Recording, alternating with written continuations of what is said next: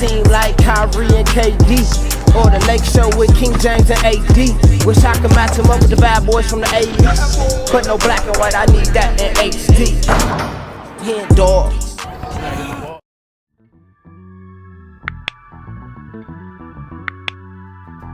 Yo, what's good, y'all? It's your boy HenDawg, and we back to it. You know how we do it.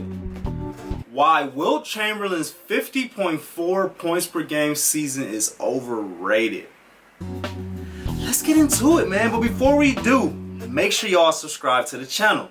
We are on the way to 10K. Go ahead and like this video if you like this video, and go ahead and write something in the comments. Let me know if you agree with this title.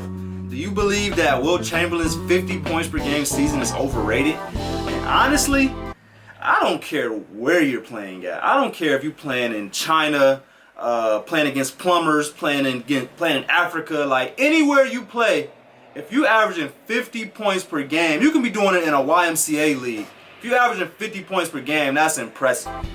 That's very impressive. So I'm actually curious on why he's going to say that it was overrated.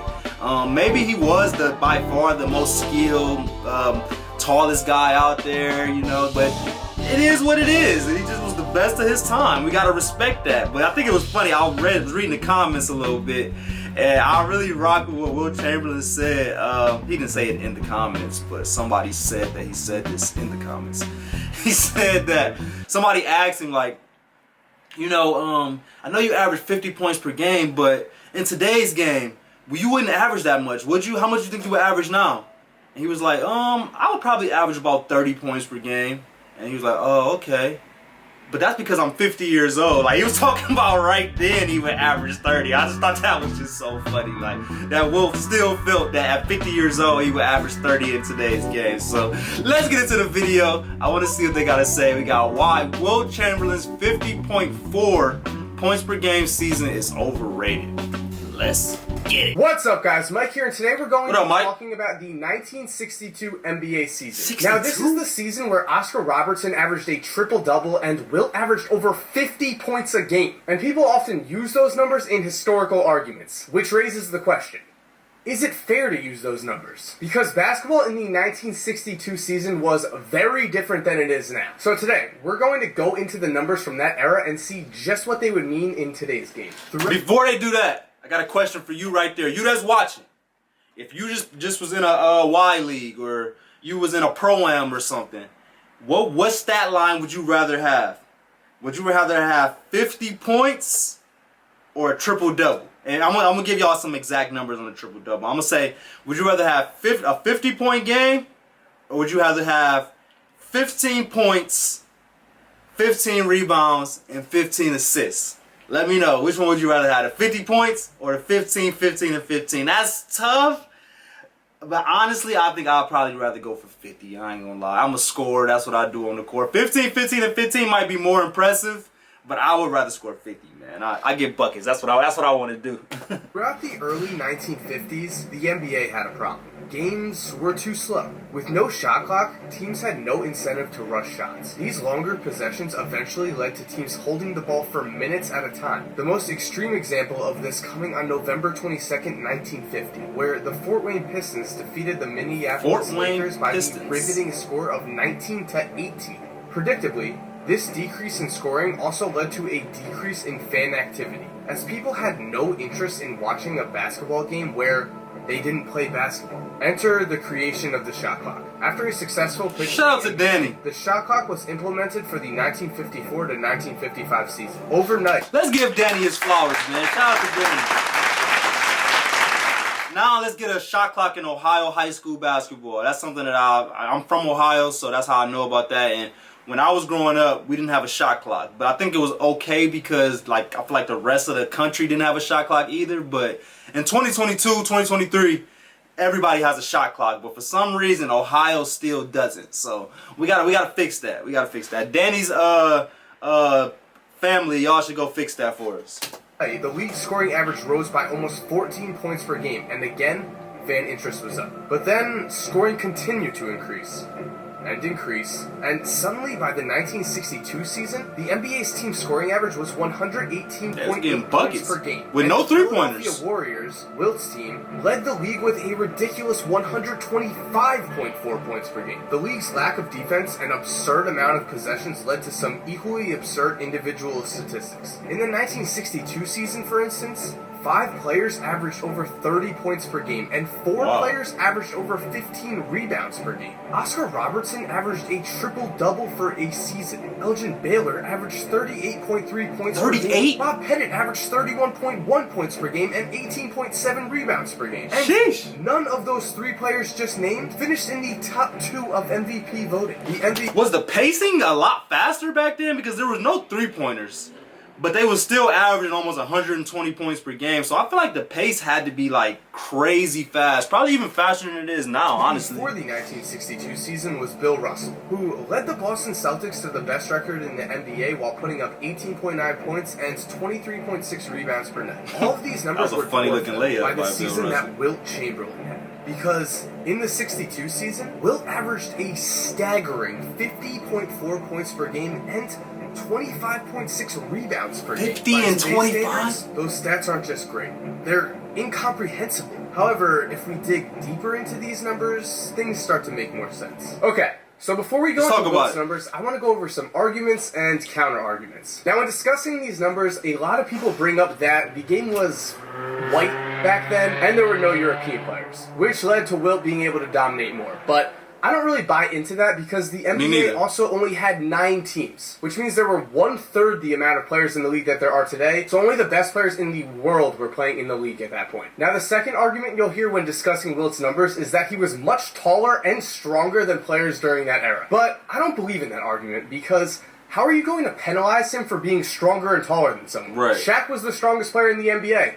No one penalized him for it, and Yao Ming was the tallest player in the NBA. No one was saying, oh, Yao's stats don't count, he's too tall. That's a good point. Is that offensive goaltending was allowed during this era. However, it's impossible for me to really adjust his stats based on that unless I went through every single game and saw every single instance of offensive goaltending and subtracted it from there. So, taking a look at Wilt's 1962 season stats, they clearly look insane, right? Well, as I said before, in 1960... Wait. He averaged 39 field goal attempts a game? Wait, there's no way. That stat cannot be right. Can somebody fact check that? Wait, how do you average 48 and a half minutes? I thought it was only 48 minutes in a game. 4 12-minute quarters, right? Somebody help me out with those last 2. I agree with the first 3. I'm starting to think the first 3 might be lies now. Because those last 2, it just seems impossible. He can't average more minutes than the amount of minutes that there is in a total game. And averaging 40 field goal attempts a game, he should have almost averaged more than 50. But I don't know. Let me know.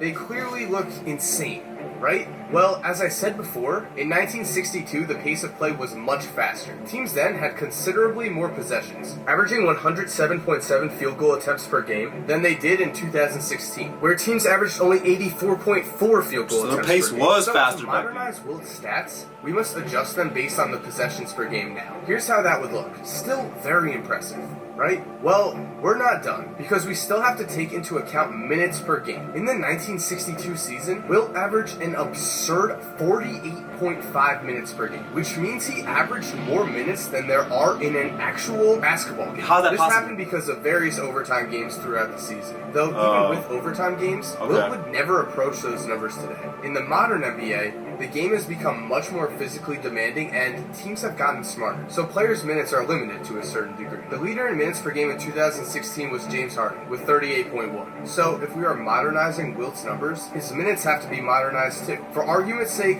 we will give Wilt 38.1 minutes per game, tying him with the leader in minutes per game. So when adjusted for possessions and minutes, Wilt's new stats look like this. Now, things make a lot more sense. 31 and 16 is still an elite stat line, but it doesn't seem impossible. Now, to further emphasize just how ridiculous the stats were in 1962, let's take a look at some of the players we talked about earlier. Okay, Elgin Baylor, Bob Pettit, and Bill Russell's stats in 1962. Again, they look crazy, but when we adjust them, they also look much more realistic. Now, I don't like the adjusting. We don't need to adjust nothing. It is what it is. It is what it is. Like, we ain't doing no adjusting stats.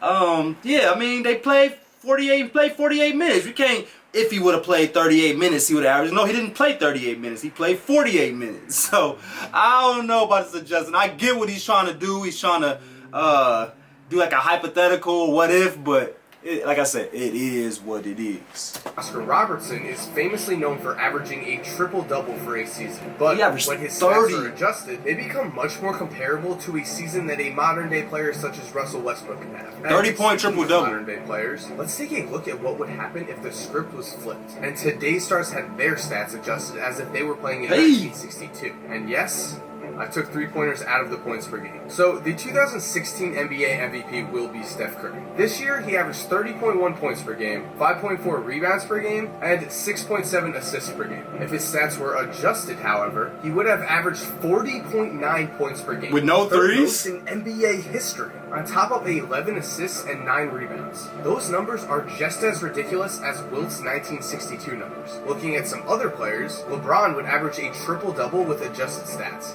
38, just missed one, 12, and Andre Drummond would average an awesome 25.2 rebounds per game. And Westbrook, the player who had the most triple-doubles this season, would put up an incredible 36 points, 17 assists, and 13 rebounds a night. Those numbers don't even make sense. But then again, neither did the numbers put up in 1962. And so, as we compare the adjusted stats between the stars of 1962 and 2016, two final points must be made. The first is that the rebounding numbers of the 62 stars will be higher regardless of the adjustments, due to lower shooting percentages that season. The second is that the assist numbers in 2016 are also noticeably higher, which makes sense, because scorekeepers in the early NBA years had much stricter requirements for an assist. Thank you guys for watching, and man, those 1962 adjusted numbers were insane. And while I did just do all this, I did the math, it took me a while, but whatever, I just want to say that Wilt averaging 50 points a game, even when you adjust the stats, even when you do everything,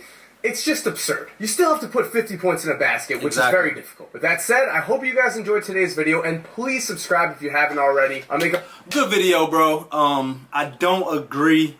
Just because, yeah, if you give people more minutes, yes, their stats are going to be bigger. So, I don't know. But I appreciate y'all for watching. Make sure y'all subscribe to the channel if you haven't already. This was a really good video, though. I like the hypothetical videos. This is different than the usual just look at a player and, you know, just look at his highlights. Like, we actually dug in and had like do a little bit of critical thinking for this one. But make sure y'all like this video if y'all haven't already.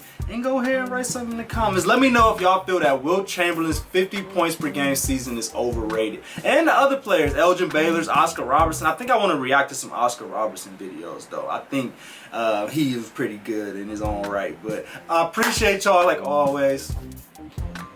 We out.